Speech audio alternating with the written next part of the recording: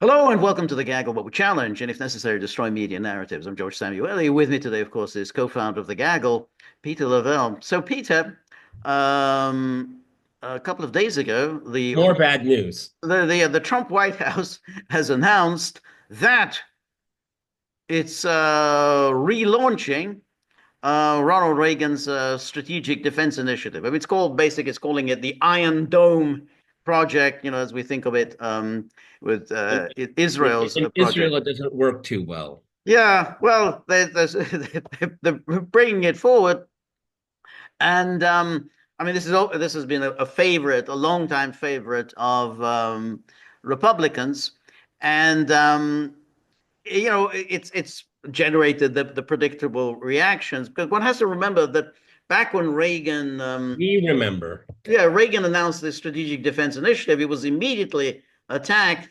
because at that time there was a certain fetish about arms control. And while we do support arms control, the fetish of it is, I think, inappropriate because arms control makes sense when it's part of an ongoing détente process. You can't just have arms control separated from an ongoing improvement of relations. Arms control agreements usually express a desire on the part of adversaries to alleviate tensions. But instead, the mainstream liberal opinion back in the 80s simply made a fetish of this arms control. Even as relations between the United States and the Soviet Union were deteriorating, they said, "Oh, but we got to have arms control." But it didn't make any sense. And of course, the arms control regime did gradually break down in the 1980s, and then was revived when the Reagan-Gorbachev era, which meant the return to the early 1970s, that era of detente, and then that was arms control.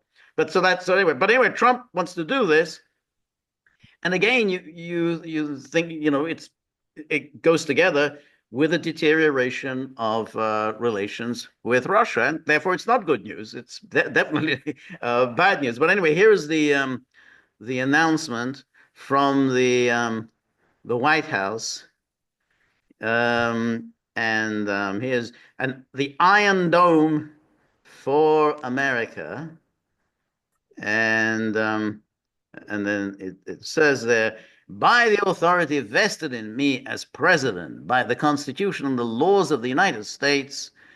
And then he says, Section 1, purpose, the threat of attack by ballistic, hypersonic, and cruise missiles and other advanced aerial attacks remains the most catastrophic threat facing the United States. Well, Again, it's a kind of an invention that's really, okay, I mean, all I can say, Donald Trump, if you say so. if you Okay. say so, exactly. Then it says President Ronald Reagan. So this is now, it was 40 years ago. It's 42 years ago. It's 1983 when he announced the SDI. President Ronald Reagan endeavored to build an effective defense against nuclear attacks. And while this program resulted in many technological advances, it was canceled before its goal could be realized. And since the United States withdrew from the ABM Treaty in 2002 and initiated development of limited homeland missile defense, official United States homeland missile defense policy has remained only to stay ahead of rogue nation threats and accidental or unauthorized missile launches. And then goes on, over the past 40 years, rather than lessening, the threat from next generation strategic weapons has become more intense and complex with the development of peer and near peer adversaries of next generation delivery systems and their own homeland integrated air and missile defense capabilities. Well, at least they're admitting that there are peer and near peer adversaries. Okay. That's Right. something relatively new since the Cold War. Right. No, I think so. And you basically have to also be realistic about it. You say, look, there's going to be technology. I mean, you can't just stop the development of technology. And that was always the problem with the mutually assured destruction doctrine, which was enunciated really in the 1960s. Okay, so we're not going to have nuclear war because we know that the United States and the Soviet Union can destroy one another, 100 or 1,000 times over. Therefore, we'll just allow ourselves to be in the situation. Okay, well, we can't defend ourselves against their missiles. They can't defend themselves against our missiles. But it was never going to be a long-term solution, because there's going to be technological developments, and then somebody's going to say, hey, but we don't have to be defenseless. There are ways of doing it, and Yeah, it takes time. I mean, it takes time to do, but one can't rule out the possibility that you will find all kinds of ways of defending yourself. yeah, but at the end of the day, if you develop anti-ballistic missile systems, your adversary does not need to be named here, will have to accept that if you have a well-developed ABM system, then you have first strike capacity. See, that was always the yeah, the problem. No question that you do that, and so that's why um, you're going to have to think in terms. And Reagan, remember, he initially said that he was going to offer the technology to the Soviets. I mean, he saw the problem precisely in those terms, that hey, well, they're going to have first strike capability, and that's very dangerous. But all of that is very much that's long term issue, that when it takes many years to develop this, and I mean we're 40 years on, and while there have been all sorts of missile defense developments. There's far greater development of missile defense technology than there was in 1983. I mean, we have all the various, the Russians have their missile defense capabilities. The Americans have them. I mean, you're not going to be able to stop that. No one can stop the intercontinental ballistic missiles, but there have been, improvements in missile defense technology since then. And yeah, anyway, but think yeah. another thing, George, that as you will easily remember, it's very expensive. It Okay. is expensive. No, that's And another aspect. Yeah. that's the whole thing. Okay. When Trump is announcing this, look at the tech ghouls behind him rubbing their Oh hands. yeah, yeah. Okay. Oh, it'll be public private. Yes. That's right. That is right.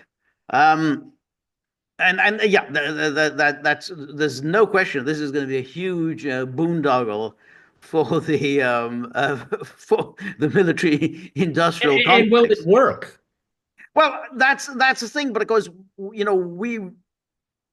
mean, one can't rule out, say, oh, well, it won't work, because ultimately, look, it may, who knows what happens. Science and technology, they take time to develop. Just simply saying, well, it doesn't work now, therefore it will never work, which was the argument often used against Reagan. It wasn't a very good argument, because they say, well, yeah, all right, it doesn't work now.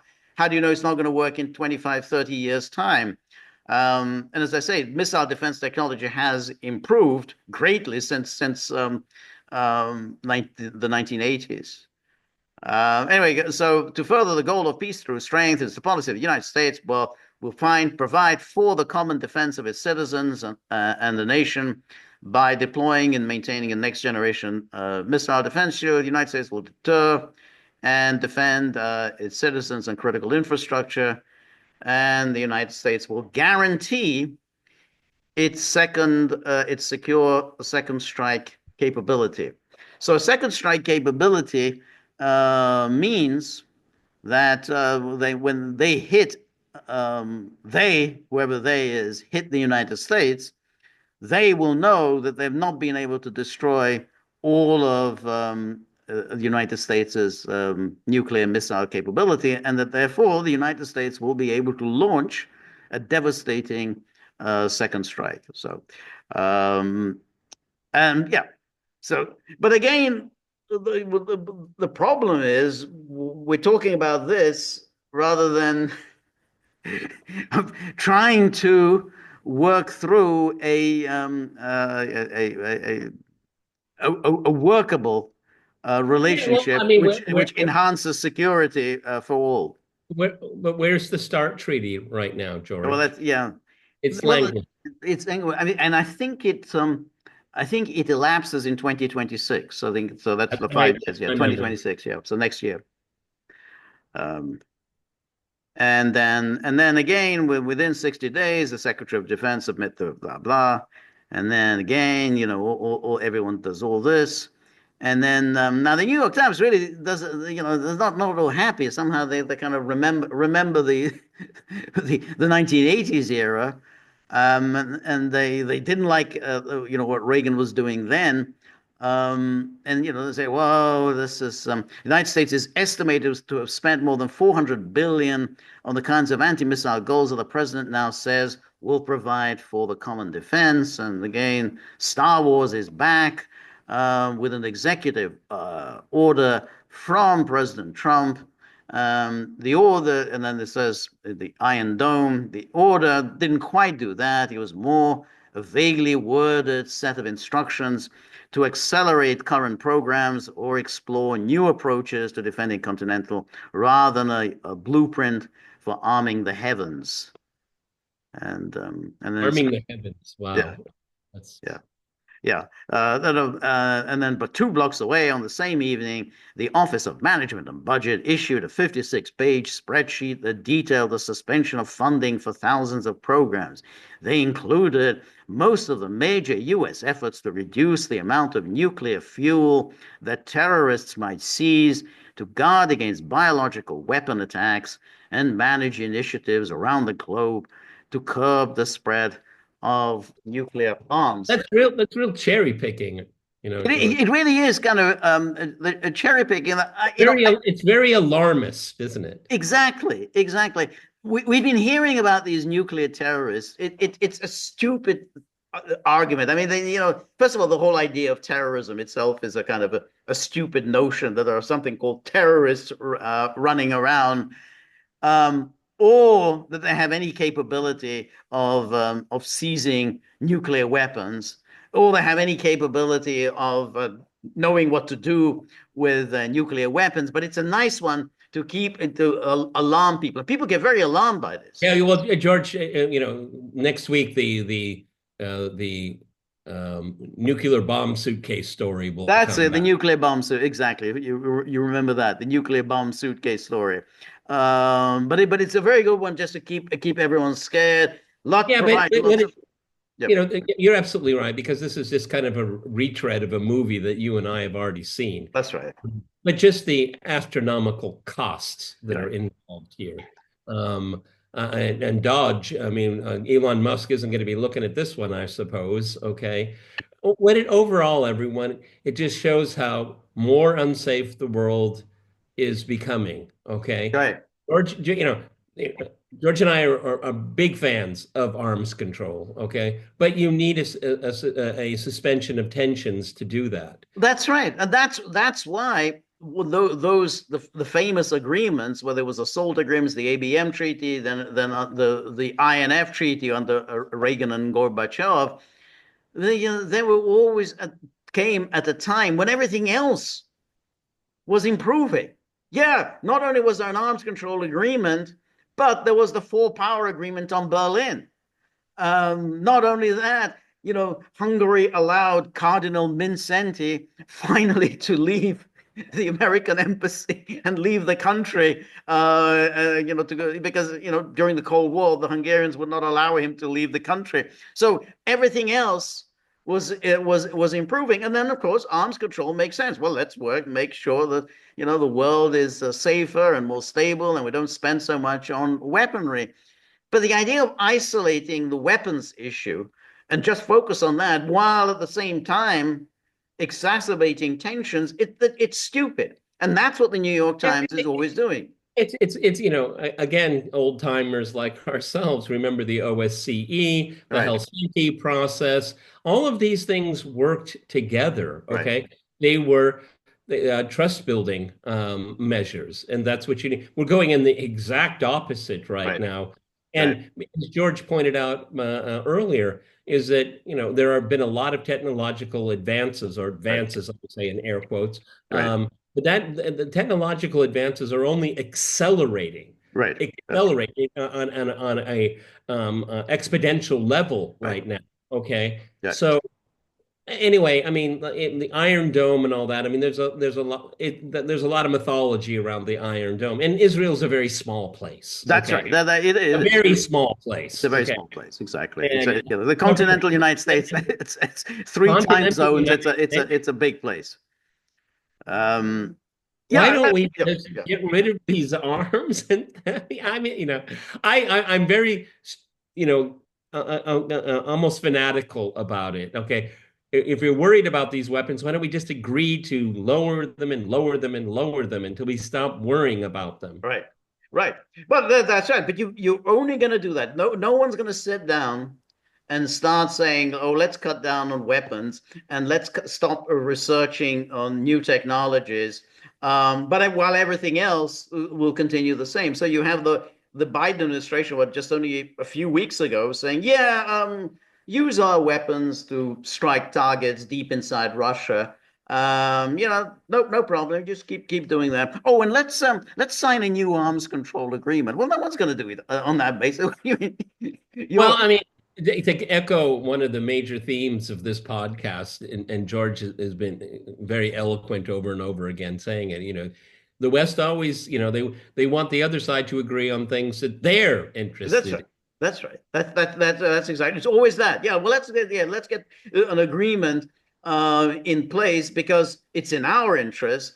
But those other things, well, no, we're not going to talk about that. Because we're very happy to keep the Ukraine war going, and we're not going to discuss that. We're not going to try and bring that to an end. And that in a way is also the reason why we've spoken about this before. Why did mutually assured destruction fail? Well, ultimately there was always going to be technological developments. But the other thing is, and we've just seen that in the case of the Biden administration, which is, well, you're basically saying, well, knowing that we can destroy each other, well, who's going to do that? Who's going to commit national suicide? So we don't believe that you're going to resort to nuclear weapons. So we know you're not going to resort to nuclear weapons, and that we know that you're not going to resort to nuclear weapons. So we're okay. Let's just Yeah, go on taking risks. but the fallacy of that argument is that because of the advances in technology, what is the difference between an intermediate missile and a intercontinental? And it's getting more and more blurred. It's Okay, very blurred. Yeah. the recent advancements the Russians have made, there is no, at the end of the day, there is no difference between that kind of conventional power and a nuclear Right. warhead. They have the same impact. So the argument that the State Department over many administrations is completely dumb. I mean, it doesn't have any relationship with the advancements in technologies that we keep Right. talking about here. Right. No, that's right. That's right. But as what they do is saying, well, look, they're not going to risk total destruction. We know that they're not going to risk total destruction because we have nuclear weapons. They have nuclear weapons. If they do anything like that, we're going to launch a nuclear attack on them. No, that is so wrong-headed. Is that you could make that claim, but why don't we just be for sure have some arms control agreements? We're mutually verifiable, who knows, maybe a hothead will get into power, maybe a rogue element in the US government or the Russian government will take control. All of these kinds of things. For me, it's like a double latch, okay? Right. Just to be sure, okay? Right. Don't rely upon one strategy. Have them mutually reinforcing each other, okay? But The problem is, and I'm going to have to end on this, is that George and I were brought up fearing nuclear war. People don't fear it. Exactly, and that's the key. They don't fear it. So that's why New York Times, in its atavistic way, kind of remember. Oh, well, let's go back to these editorials that we were writing circa 1983 and 84 against the Strategic Defense Initiative, and Reagan is risking global stability. Well, you've already shattered the global stability. You're doing things that Reagan never dreamt of risking. Reagan just thought, okay, well, in the abstract, it'll be very nice to be safe from nuclear weapons. However, Reagan never said, you know what?